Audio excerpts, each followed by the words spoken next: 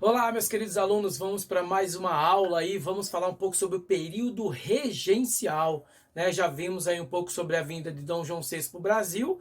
Dom João VI é o que a gente chama de período joanino, de 1808 até 1830, 32. Aí ele volta para Portugal, Napoleão é expulso e tal, ele volta e ele deixa o filho dele, Dom Pedro I. E aí Dom Pedro I, com todos os conflitos que o Brasil estava passando, afinal toda a América Latina já era independente e o Brasil nessa loucura aí com toda a pressão, então ele vai lá e negocia com o pai e acaba então tendo o grito do Ipiranga, o famoso grito do Ipiranga, que é independência. Então, a independência do Brasil, e ele acaba ficando aí como imperador. Ele não ficou como rei, porque é praticamente como uma ideia de golpe, né? Você pode ver que império e monarquia é diferente, mesmo tendo a mesma estrutura hierárquica, né? Mas monarquia geralmente hereditário.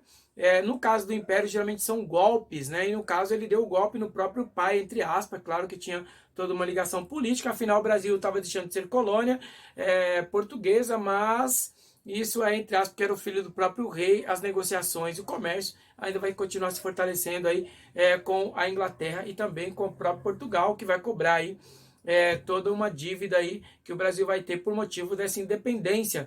Dom Pedro vai ficando, continua as crises, vários problemas ainda no Brasil. A gente já viu até um pouco sobre as revoltas nativistas no período então Dom João VI até o período Dom Pedro I, né? Vai ter então diversos conflitos aí, em Conjuração Baiana, em Confidência Mineira e vários conflitos nesse processo então. Vem aí, Dom João VI morre e Dom Pedro I resolve voltar. Fica o dia do fico, ele fica, mas acaba não ficando por muito tempo, as pressões eram muito grandes sobre ele, resolve então ir embora, né? Só que ele deixa o filho dele com 5 anos e esse menino podia assumir o governo. E para proteger as leis ali da Constituição que ele tinha criado em 1834, então 24, desculpa, ele vai aproveitar então deixar aí o filho dele protegido. Então, nós chamamos esse período regencial de 1831 a 1840. Era para ter demorado mais um pouco, mas durou aí esses 9 anos do período regencial. Período caracterizado pela menoridade, então, de Dom Pedro II, disputa entre as elites, as experiências republicanas frustradas, né? Porque a América Latina inteira já estava com suas experiências republicanas. Brasil e México estavam muito atrás, ficando só os dois monárquicos.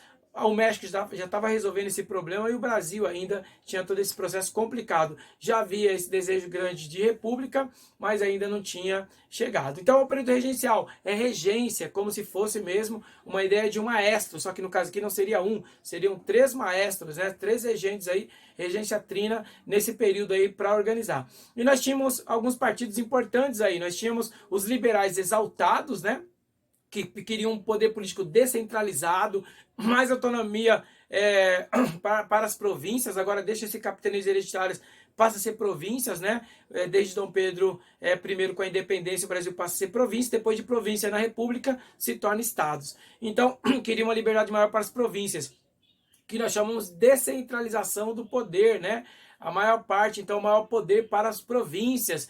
E nós tínhamos o outro partido, o Partido dos Liberais Moderados, né? Então, que eram ali um poder político mais centralizado, maior poder para o Rio de Janeiro, que era a capital. Então, os moderados, aí, liberais moderados, queriam ali um restabelecimento. Nós tínhamos também uma ideia de partidos que queriam que voltasse a ideia de Dom Pedro, né? Dom Pedro voltasse, que era caracterizado mais ou menos como os partidos regressista, né? Eles queriam restabelecer uma monarquia de Dom Pedro I, Dom Pedro II, então toda aquela característica que ainda tinha do governo moderador lá de Dom Pedro I. Mas esse partido desaparece rapidamente porque Dom Pedro também vai morrer, então não tinha motivos nenhum de Dom Pedro assumir esse governo aqui no Brasil, né? Então esse partido vai ser desfeito logo aí. Então vai ficar caracterizado os partidos liberais exaltados, que queria descentralização, maior poder para as províncias, e o partido então dos liberais moderados, que queria então fortalecer ali uma política do Rio de Janeiro. E nós vamos ter um tempo dos dois aí então nesse poder, né? Então vai ter aí a fase liberal, que vai de 1831 até 1837. Então eles vão mudar um pouco a concepção da política no Brasil, né? Fortalecer uma característica, quem sabe era um futuro para a República, mas que não deu certo, depois vocês vão perceber que eles acabam linkando aí, juntando com Dom Pedro II,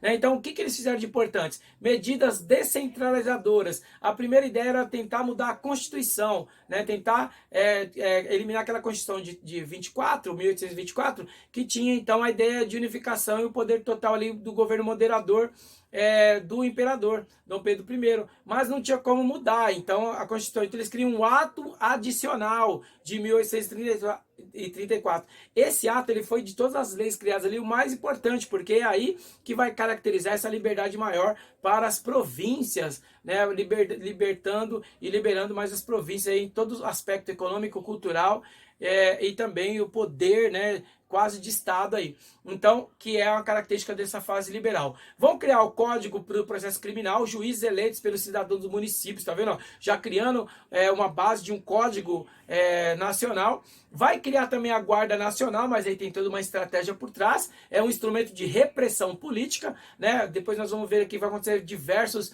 movimentos aí no Brasil, revoltas no Brasil, nesse período regencial. E aí, criando uma Guarda Nacional, essa guarda também vai reprimir esses movimentos que estão acontecendo em todas as províncias aí. A gente já vai citar algumas delas, tá? Criam também a Assembleia Legislativa das Províncias, limitando o poder moderador, né? Não vai ter um poder moderador, mas uma maior autonomia para as províncias. Então as províncias vão ter uma participação política e econômica ali muito maior nessa fase liberal. Então eles transformaram, mudaram um pouco a característica do Brasil aí nessa fase até 37. De 37 então até 40 vem então aí os conservadores assumem. E aí nesse período dos conservadores essas revoltas vão se fortalecer mais e também por motivo das medidas que eles vão tomar. A primeira ideia é tentar eliminar aquele ato adicional da Constituição, que era justamente dar mais liberdade para as províncias. Eles queriam fortalecer o Rio de Janeiro, a capital, ter todo o controle da capital.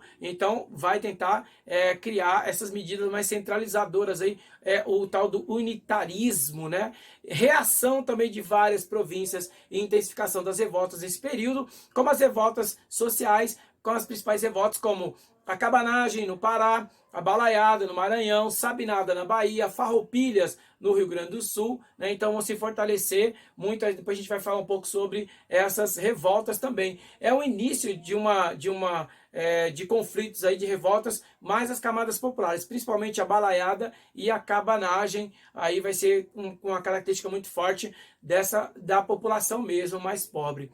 Tá? Então essa fase conservadora vai ser complicada.